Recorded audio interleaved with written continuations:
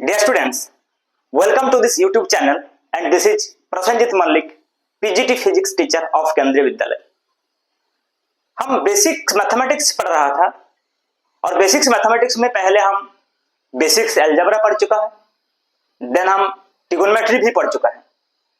आज हम डिस्कस करेंगे बेसिकली द कैलकुलस। और कैलकुलस जो है ये मैथमेटिक्स का एक बहुत इंपॉर्टेंट पार्ट है जो फिजिक्स में बहुत यूज होता है।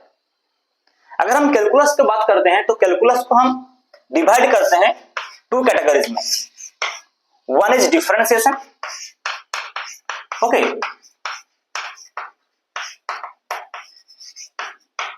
And another is integration.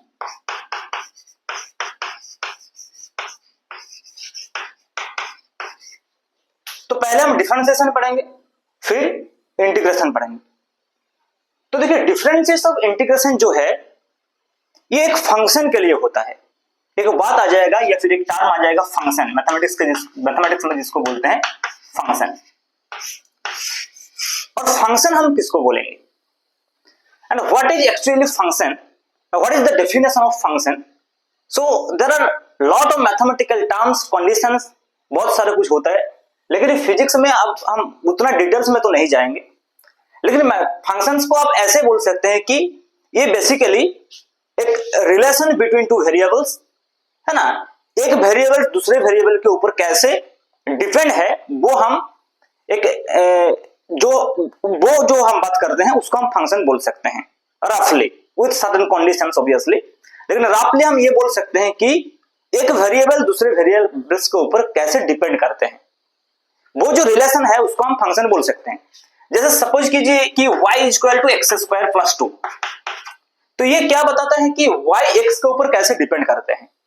तो हम इसको ऐसे भी बोल सकते हैं कि y is the function of x, मतलब y जो है वो x के ऊपर डिपेंड करते हैं, लेकिन कैसे डिपेंड करते हैं, that is x square upon 2। So if ये दिया हुआ है कि y equal to f of x, then you can think कि y जो है वो x के ऊपर डिपेंड करते हैं, लेकिन कैसे डिपेंड करते हैं इसके लिए आपका एक डेफिनेट ऐसा रिलेशन चाहिए। जैसे y equal to f of x, इसका मतलब only y equal to x square plus 2 नहीं होता है, y equal to x cube भी हो सकता है ना, y equal to sine x भी हो सकता है, y equal to cos x भी हो सकता है, बहुत सारा कुछ हो सकता है जो y एंड x के बीच में एक वैलिड रिलेशन है। तो उसको हम बोल सकते हैं कि function. So y is equal to f of x, इसका मतलब y is the function of x, जहां हम y को बोलते हैं कि डिपेंडेंट वेरिएबल, y को हम बोलते हैं कि ये डिपेंडेंट वेरिएबल, और x को हम बोलते हैं इंडिपेंडेंट वेरिएबल। x को हम बोलते हैं इंडिपेंडेंट वेरिएबल। क्यों? क्योंकि x इंडिपेंडेंट है, y डिपेंड होगा x के ऊपर। जैसे y कितना होगा ये डिपेंड करेगा x का वैल्यू कितना है। x अगर 1 है तो y हो जाएगा 1 प्लस 2, x अगर 2 है तो y हो जाएगा 4 प्लस 2। तो ऐसे y will depend on x। इसको हम जनरली ऐसे लिख सकते हैं कि y equal to f of x, इसका मतलब y will depend on x। कैसे डिपेंड करते हैं? हो सकता है एक्स स्क्वायर प्लस 2, हो सकता है एक्स क्यूब, हो सकता है साइन एक्स, हो सकता है कॉस एक्स। तो ये जो फंक्शन है, इस फंक्शन का एक तरीके का जो ऑपरेशन होगा उसको हम बोलेंगे डिफरेंशिएशन, और एक तरीके का जो ऑपरेशन होगा उसको हम बोलेंगे इंटीग्रेशन। सो ये मैं बाद में बताऊंगा। लेकिन जिस फंक्शन का हम डिफरेंशिएशन और इंटीग्रेशन करते हैं वो फंक्शन अलजेब्रिक फंक्शन भी हो सकते हैं, ट्रिगोनोमेट्रिक फंक्शन भी हो सकते हैं, लॉगरिथमिक फंक्शन भी हो सकते हैं, और एक्सपोनेंशियल फंक्शन भी हो सकते हैं।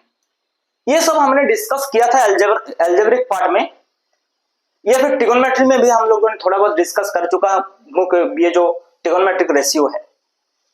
फिर भी मैं और एक बार बता देता हूं कि बेसिकली इन फिजिक्स जिस फंक्शन से हम डील करेंगे वो फंक्शंस क्या क्या होगा, और कौन सा ऐसा फंक्शंस है या फिर कौन कौन ऐसा फंक्शंस है, क्या क्या ऐसा फंक्शंस है जिसका डिफरेंशिएशन इंटीग्रेशन हमको करना पड़ेगा in different section of physics.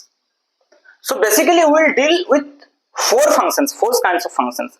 One is algebraic function, second is trigonometric function, third is logarithmic function, and fourth is exponential function. So different different function जो है ये हम डिस्कस करेंगे। ओके, सो ये जो अलजेब्रिक फंक्शन है this is basically you can say के algebraic relations, the relation between some variables. जैसे for example if you talk about algebraic function,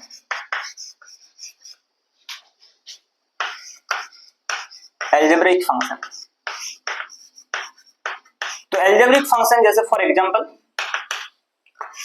जैसे मैंने लिखा था पहले y equal to x square plus 2 या फिर x cube plus 3x square plus 2 ऐसे कुछ होगा, मतलब ये जस्ट एक पोलिनोमियल है। सो इसको हम लिख सकते हैं कि f ऑफ x, y को हम ऐसे भी लिख सकते हैं कि f of x।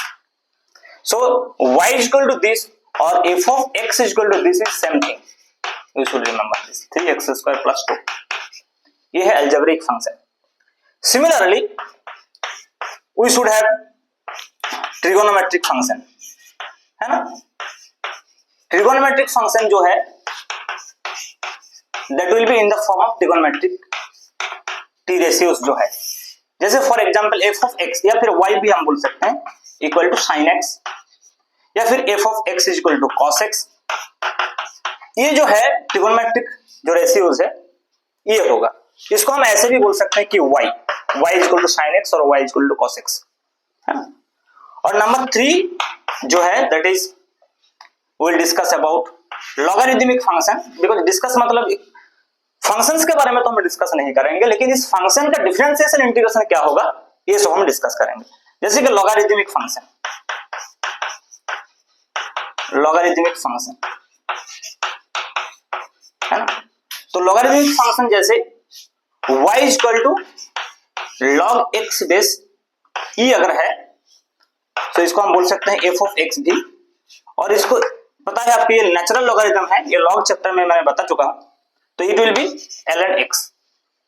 Okay, otherwise if it is in another base, suppose base 10 भी हो सकता है जिसको हम कॉमन लॉगरिथम बोलते हैं, तो वो भी हो सकता है। f ऑफ x जो है इन द फॉर्म ऑफ लॉगरिथम होगा, बेस कुछ भी हो सकता है, लेकिन ये जो है ये नेचुरल लॉगरिथम है ln x। और जो फॉर्मूला हम पढ़ेंगे कैलकुलस का that is for the ln x।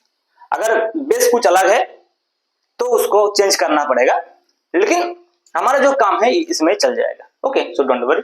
And next number 4 जो है दैट इज एक्सपोनेंशियल फंक्शन, मैं यहां लिख देता हूं exponential function number 4, exponential function. Okay, that is f of x equal to e to the power x या फिर a to the power x। So f of x or you can say y that is equal to e to the power x और y is equal to a to the power x, ऐसे, है ना।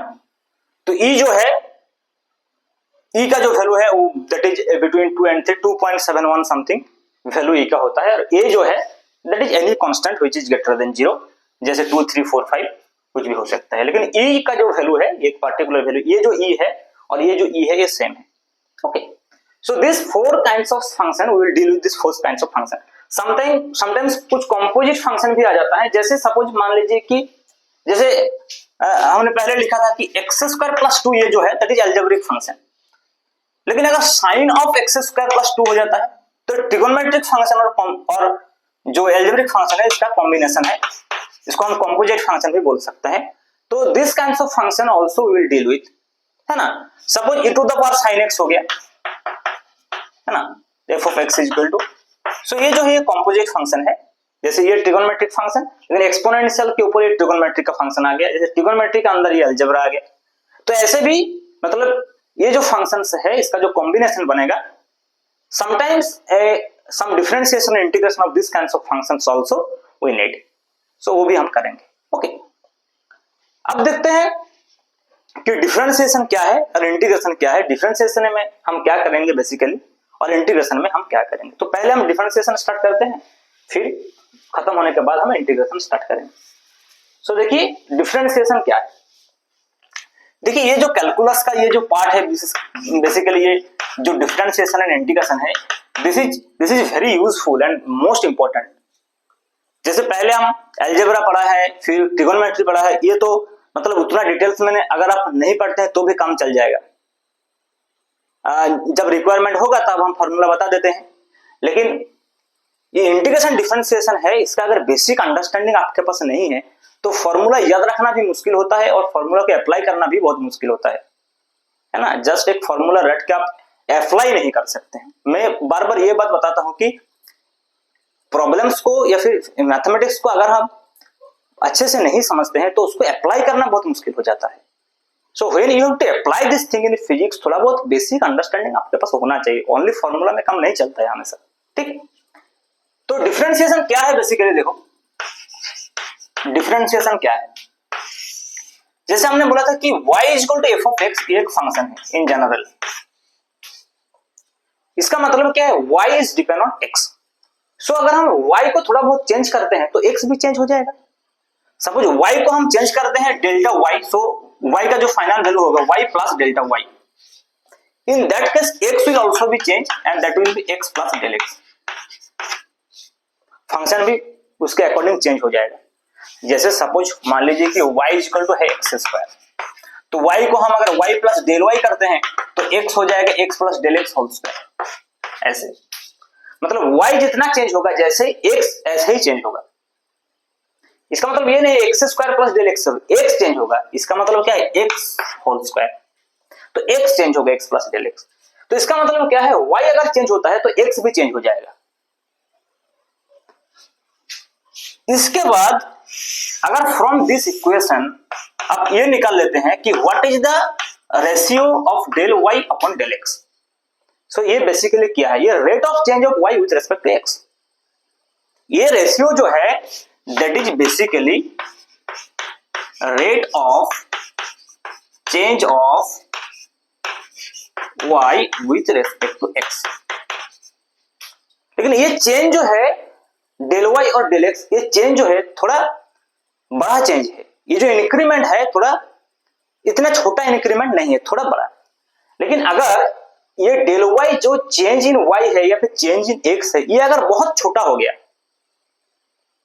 तो इन that case इसको हम बोलते हैं कि डिफरेंशिएशन। ये del y by del x जो है ये अगर बहुत छोटा हो गया, इसका मतलब अगर डेल x जो है ये टेंडिंग टू जीरो हो गया, del x tending to zero मतलब क्या है, x का जो चेंज है वो बहुत कम है ना। सो इन दैट केस ये del y by del x का जो नोटेशन होगा वो dy बाई dx बन जाएगा। सो हम ऐसे भी लिख सकते हैं इसको कि limit delta x tending to zero, इसका मतलब डेल्टा x अगर बहुत छोटा हो गया तो तब डेल्टा y भी छोटा होगा क्योंकि y और x तो डिपेंडेंट है ना। सो इन दैट केस अगर हम ये del y by del x करते हैं, निकलते हैं यहां से del y by del x निकलते हैं जब delta x tending to zero, in that case इसको हम नोटेशन लिखते हैं ऐसे कि dy अपॉन dx। इसका मतलब change in y and change in x जो है बहुत छोटा है। ये भी rate of change of y with respect to x और ये भी rate of change of y with respect to x। लेकिन यहां स्पेशलिटी क्या है, ये डेल x और डेल y जो है वो बहुत छोटा है। पहले थोड़ा बड़ा था, वो जो चेंज ऑफ इंक्रीमेंट था थोड़ा बड़ा था, लेकिन यहां क्या है बहुत छोटा है। तो ये जो dy बाई dx है इन दिस कंडीशन, इसको हम बोलते हैं कि differentiation of y with respect to x। Differentiation of y with respect to x। ये जो इनफाइनाइटेसिमल चेंज जब होगा del y and del x का, इन दैट केस अगर हम ये रेशियो निकालते हैं तो ये हो गया differentiation of y with respect to x। तो इस फार्मूला को या फिर इस रिलेशन को इन दैट केस हम ऐसे भी लिख सकते हैं कि y प्लस dy जो होगा that is equal to f of x plus dx। हम ऐसे भी लिख सकते हैं इसको। और यहां से हम क्या करेंगे, dy अपॉन dx निकाल लेंगे, है ना। यहां से अगर हम निकालते हैं तो ये del y by del x निकल जाएगा।